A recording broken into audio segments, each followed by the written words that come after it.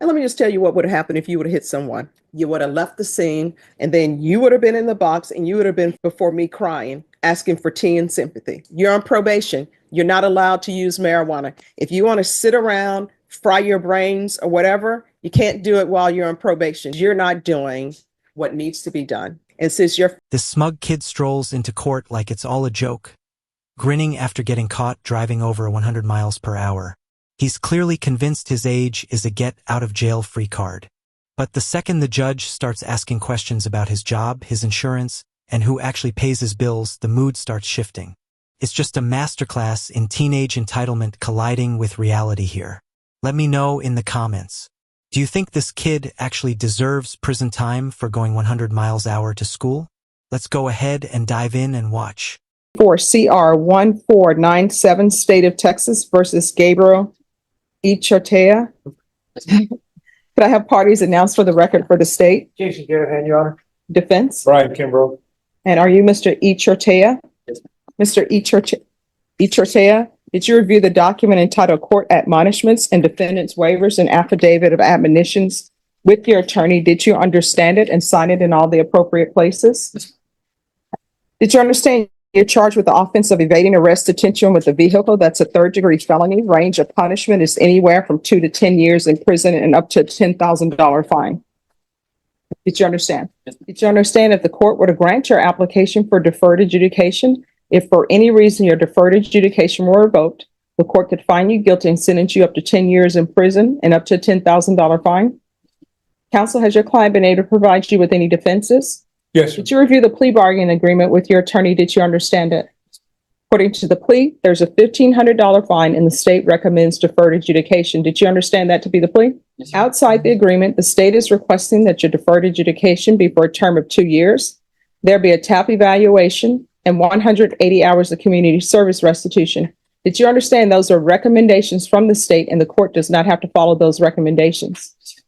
Then to the offenses charged, how do you plead? Guilty, not guilty, or no contest? State any evidence. No objection. All right, state you may be excused. Court will accept into evidence states exhibits 1 and attachments, and the court will review the same. All right, after reviewing states exhibits 1 and attachments, the court will find there's sufficient evidence to find you guilty. Court will defer finding of guilt as you've applied for deferred adjudication. Are you proceeding with sentencing? Yes, sir. Anything you wish to say on behalf of your client? I would ask the court to follow the plea bargain. Mr. Ichotea has no criminal record. He's what, 20 years old, Your Honor. This was a big mistake. He understands that, and he'll do well on probation, I'm sure. All right. So why are you going 100 miles per hour? To be honest with you, Your Honor, that day I was going to school. All right. So here's the thing, and your attorney will tell you this. When people start a sentence with, to be honest with you, usually what's coming after that is not honest. And then when people say, in all honesty, what's coming is not honesty. Whenever you hear people talking and they say, well, with all due respect, what's about to come is without respect. So you're speeding, going 100 miles per hour. Why? I was going to school. Yeah, but why are you going 100 miles per hour? Other people go to school. They're not going 100 miles per hour. I'm sorry, what? I was running late, Your Honor. So you're running late. And what school were you going to? I was going to Pathways Home Education And whose car were you in? in my vehicle. All right. Do you have insurance on that vehicle in your name? Yes. And were you paying for that vehicle and paying for the insurance? Not the insurance, Your Honor. Who was paying for the insurance? Be my mother. This is exactly what happens when a kid grows up thinking consequences are optional. He's smug, overconfident, and clearly never been told no in his life. You could just see it in the way he talks, stands, even how he smiles. Like Cord is just another classroom he's not taking seriously. What blows my mind is how calm he is after admitting to going 100 miles an hour like it's nothing. Judges clack that kind of attitude immediately and it will show up in sentencing. And yet here he is still banking on being too young to face real time. Let me ask you this. If you had crashed into someone going that fast, would we even be having this conversation? And so how long were you in doing home education with Pathways? About 3 months. And where were you doing education before Pathways? It was Stevens High School. All right, so why were you at Pathways Home as opposed to Stevens? I had dropped out at G. Stevens High School during the pandemic because they weren't counting me present in my classes anymore. Mm-hmm. And I wanted to go back to school. So we had found an educational program for students that wanted to work from home, or if they wanted to, could go to the school physically, if they felt comfortable with it. Mm-hmm. And I was just running like that day. And I'm trying to go back to school now, really. So have you graduated? No. So when I how do went you- into jail, that kind of made everything fall apart. And then I bet when you went to jail, that sort of woke you up too. Yes, ma'am. So how far did you go in school? How far? About junior year. So you're in your junior year, you're 20. School is different from when I went. At that time, It was rare that 18-year-olds were still in high school. They had already graduated. So I'm trying to figure out why I at got held back in 20, first grade. I'm sorry? I got held back in first grade, Okay. but I was 19 at the time, so I was still eligible for a high school diploma. So that's why I was going through that educational program to get my diploma. All right. How long have you been out of custody? State, I believe. To be honest with you, I don't remember. You don't remember? No, no. All right. Either you're just trying to put that behind you or it didn't make enough of an impact. So have you been out of custody for more than a month? More than 3 months? More than 6 months? All right. So you haven't been in school since you've been out of custody. So what have you been doing? I've been working, been hopping job from job. Working, doing what? I was working industrial, and then for a little bit, I was also working as a cook. All right. When you say working industrial, what do you mean by that? I mean, I made automotive vehicles. I worked for Toyota for a little bit. Okay. And why did you stop working at Toyota? I stopped working at Toyota because I couldn't do the hours. It was 2 weeks on day, 2 weeks on night, and trying to transition through that was really hard for me. So you quit. And when you quit working at Toyota, did you give them a 2 weeks notice? Yes, I did. All right. And when you quit, did you already have another job lined up? I did. I was searching. And is the reason why you didn't have another job lined up because you knew you could live with your mom? Well, that, yes, and because I wanted to look for another opportunity somewhere. Well, here's the thing. If you're living by yourself, or either if you're living and the household is dependent on your income, you can't just say, this job, I don't like their hours, so I'm going to quit. Here's my 2 week notice and I don't have anything fall back on. Because for example, if your mother were to say, I don't like my job, if she's working, I don't know if she's retired or not, but if she's working, she can't say, I don't like my job, I don't have any other place to go, I'm just going to quit. And children, just so you know, your mom is quitting her employment, so you're all going to have to pick up the slack. You're an adult. And is your mom with you today? She was this morning, but All she right. couldn't come. So your mom was here with you this morning. This little bread is actually starting to piss me off here. He drags his mom into court this morning like she's his lawyer, refuses to keep a job and brags about going 100 miles to school like it's some flex. I mean, at some point it stops being about immaturity and just becomes reckless entitlement. And what really gets me is how casual he is about putting other people at risk. Almost like it's at a video game and he's got infinite lives. Judges see this all the time. A kid with zero structure, no accountability, and a parent who's still cleaning up his mess. And the sad part, he probably thinks he's getting off easy again. Do you think it's time his parents finally kick him out and let the real world teach him? Let me know what you guys think. Though technically you're 20, people still see you as young. 17-year-olds, 18-year-olds, 19-year-olds, people still see them as young, but technically you're an adult. So you got to put away the childish things. You can't just quit a job and say, I'm going to find something else. And for you to be working at Toyota, I'm sure Toyota was paying you well, but you haven't even graduated high school and you got a good job. And it's Toyota. Maybe you don't like the hours. My mom, she used to work on rotating shifts, and you know what her shifts were? And I'm probably going to get this wrong, but I think it was 7 days straight. And she had to do rotating shifts. So she had a morning shift. You do that for 7 days. Then I think they give you like 3 days off. And then you have the middle shift, which is the 3 to 11 shift. You do that for 7 days. Then they give you 3 days off. Then you have the graveyard shifts. It was either 7 days each shift or 14 days each shift. And you know what? She didn't quit that job. You know why she didn't quit that job? Because people were dependent on her paycheck. Her children were dependent on her paycheck. So you need to stop and start growing up and stop thinking that you can just quit a job and a new job is just going to pop up. You understand? Don't quit a job or give them your notice until you know you have another job. And so you're a cook. I'm sure. Where are you a cook at? I was a cook at a All right. So you were a cook. So where are you working now? currently. See, you've quit 2 jobs already. And I'm sure Toyota had good benefits. And you know what? The other people who are working that rotating shift, you're behind now. And this is what I mean about your being behind. You're going to look up and you're going to be that person going from job to job. And then the people who were at Toyota with you, they're going to be ready for their retirement. And they're going to say, you know what? I already put in my 20 years. Whereas you may end right back up at Toyota and you'll only have a year in and you're looking at doing 19 more. Don't be a leaf blowing around in the wind. You understand? All right. Any children do you? Okay. Trust me, if I did. I didn't want to ask that question, but I was like, please. You got to work on yourself first before you do that. All right. So there's going to be a $1,500 fine. I'm going to probate that, not for you. I'm probating it for your mom because I know she would help you pay that. So we're going to probate that. I'm going to place you on 2 years deferred adjudication.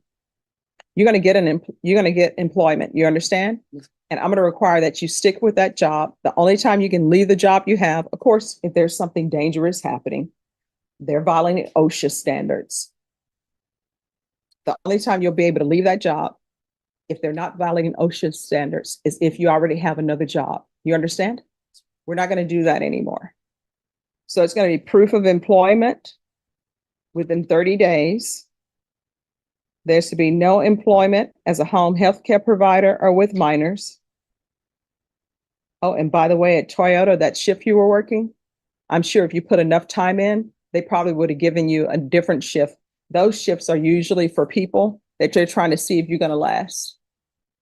So if I were in your position and I haven't graduated from high school, Toyota seems like it's a good place to be in as far as benefits. 401k, I'm sure they'll do medical, dental, all of that. You understand? There is going to be regular reporting by Zoom or in person. There'll be regular random UAs, defensive driving course, 180 hours of community service restitution. That will be waived if he completes his GED or if he graduates from school, or if he enters and successfully completes a trade school. There's going to be field visits 1 time per month for 2 months.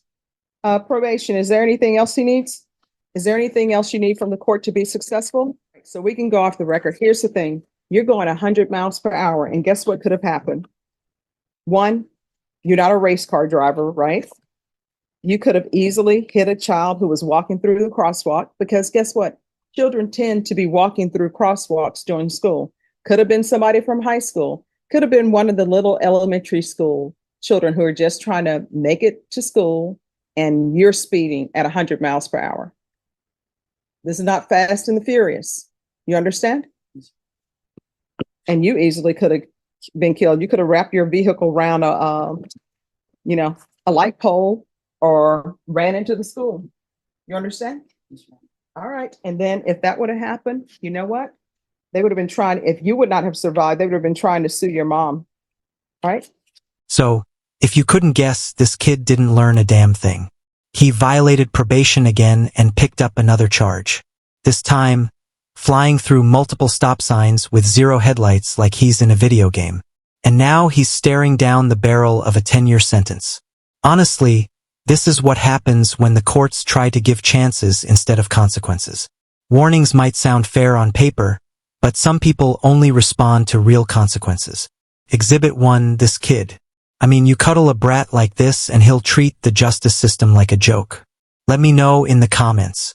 Do you think the judge blew it by not locking him up sooner? Parties announced for the record. Jason Garrett, State Yard. Jesse Sepulveda for Gabriel Echartea. And are you Gabriel H. Artea? Yes, ma'am. Did you review the document entitled Motion to Enter Adjudication of Guilt and Revoke Community Supervision with your attorney? Did you understand it? Are you the same Gabriel Paul H. Artea who was placed on deferred adjudication in 2024 CR 1497 for the offense of evading arrest or detention with a vehicle on June 17, 2024 for a period of 2 years? All right, state. Yes, Your Honor, violated condition number one, on or about the 13th day of February 2025, in Bear County, Texas, the defendant Gabriel Paul Echeverria Close enough. committed the offense of reckless driving and violation of condition number one. How do you plead to that, true or not true? True. Your Honor, we'll waive the remaining violations. Any objections? No objections, Your Honor. Did you understand by pleading true to violation of condition number one, the court could find it true, grant the motion, find you guilty, sentence you up to 10 years in prison and up to a $10,000 fine? Knowing that, do you still wish to plead true to violation of condition number one? Court will find violation of condition number one true. Is there a proposed agreement? There is, Your Honor. Yes. And now the motion to adjudicate and continue the individual on his deferred and have it amended to include local ISF two and wait for jail for placement and monthly UA for 6 months and amend for IOP as represented by the TAP. And the state will take into consideration clause number 2025 CC 002773, which is the reckless driving he just pled true to. All right. Is that the agreement? It is, Your Are you Honor. asking the court to follow that agreement? We are, Your Honor. All right, can you raise your right hand for me? Do you solemnly swear or affirm the testimony you give will be the truth and nothing but the truth, so help you God? All right, you can lower your hand. How old are you? 21. You're 21. You want to go to prison? Do you want to be over in the box with those gentlemen over there? Some people at the jail, people at the prison, they're charged with murder, right? Yeah. They're charged with sex offenses. They're charged with robberies. They've been to prison before. This is their third time or whatever. It appears to the court that maybe that's where you want to go because you're not doing what needs to be done.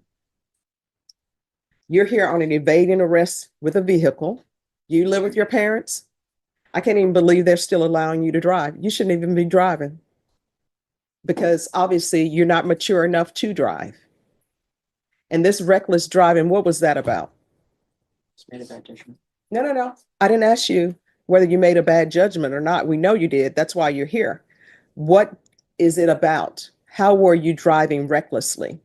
Were you going beyond the speed limit? Were you out here like I see these children do, shutting down in the street, doing, roundabouts? What were you doing? I was going over the speed. By how much? I'm not too sure. You didn't say on the report. You should know. According to the report, Your Honor, I think he turned off his lights and he passed a few stop signs. They said he was driving at a high rate of speed, but they didn't say. This kid straight up downplays everything like it's no big deal. The judge literally just asked him why he got pulled over, and he casually says for speeding. Like, he wasn't just flying through stop signs with no headlights. I mean, he's not even trying to explain himself either, just standing there smug. I mean, at this point, it's clear he never took this seriously. And when someone's that careless behind the wheel, it's not just reckless. It is super dangerous. Like, seriously, how many chances should somebody get before they're forced to face the consequences of prison? Let me know in the comments how long you think a person like this should sit in prison, regardless of their age. About this logically. You're young. Sometimes young people don't think logically. You turn off your lights. I'm assuming then this was nighttime. Was. You turn off your light at nighttime and you're blowing through stop signs. What do you think the purpose of a stop sign is for? To stop the vehicle. But why? Why do we have stop signs? Why do we even have red lights? In case of pedestrians coming through or cross traffic. And why, when it's nighttime, why do you have to have your lights on? So another vehicle or a person can see the vehicle. So if you turn off your lights, what does that mean? Will people be able to see you? All right. And then somebody is walking past that stop sign because they don't see a vehicle. What's going to end up happening? collide with the person over here. And what's gonna happen with that person? They either die or get seriously Yeah. injured. And let me just tell you what would have happened if you would have hit someone. You would have ended up hitting that person, and you know what you would have done? You would have left the scene. They would have ultimately found you, and then you would have been in the box, and you would have been before me crying, asking for tea and sympathy. So what I can tell you is this. The only reason why you're not going to prison right now is because your age, and I guess you're not thinking. So I'm going to try to help you think and make better decisions. So I'm going to deny the motion. I'm going to alter him in conditions. He will be taken into custody today. He's going to local ISF. And since your family won't do it, I'm going to have to do it. You are not allowed to drive. Wherever you need to go, either you're going to have to get an Uber, you're going to have to learn to do the VIA. You're not going to be driving for the rest of your probation. Don't come back to me saying I have to go to school in another county. You're going to have to figure it out. Do you understand? And I will take in consideration 2025 CC 002773, and we'll do a referral to felony drug court. And all of that is to take place in custody. And then you said intensive outpatient treatment? Yes, sir. Oh, no, actually, inpatient. Inpatient treatment. Oh, sorry. Oh, I'm sorry, Judge, you're right. Yes. You got the other part. All right, Yes, so Your Honor. that'll be inpatient treatment. And I know that you all didn't go on the section about using marijuana. It's illegal in Texas. You're on probation. You're not allowed to use marijuana. If you want to sit around, fry your brains or whatever, you can't do it while you're on probation. Do you understand? And we can go off the record. What are you planning on doing with the rest of your life? Join the military. All right. Well, the military, they're not just accepting everybody. And counsel, once he completes all of this, Yeah. if he signs up for the military and I need to see it signed on the dotted line, I will let him go. Thank you. This video honestly got under my skin. You've got a kid treating life and the law like a joke and somehow still skating by. If someone's willing to bell ass through multiple stop signs with no lights and brag about it, that's not a mistake. That's a pattern. Judge Boyd held us together though. But let's be real. She really could have come down harder on this kid. Judges have the power to set a tone, and in cases like this, a slap on the wrist just doesn't cut it at all. Was she too soft? Or was the sentencing enough? Let me know in the comments. Drop a like if you guys are still watching. I post daily, guys. I really appreciate you guys hanging out with me. Thank you again and take